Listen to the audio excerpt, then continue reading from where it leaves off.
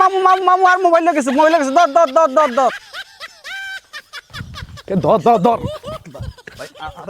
সামনে তো সামনে কথা সামনে যা কথা আছে কথা সামনে যা সামনে অট আয় আয় আয় তুই যে মোবাইল আরে রাখ তুই যে মোবাইল নেস খোলাইকে ইন্টারভিউকে হেল্প করছে এবার গতকাল রেজাল্ট দিছে না রে গতকাল রেজাল্টে খোলাইকে হেল্প করছে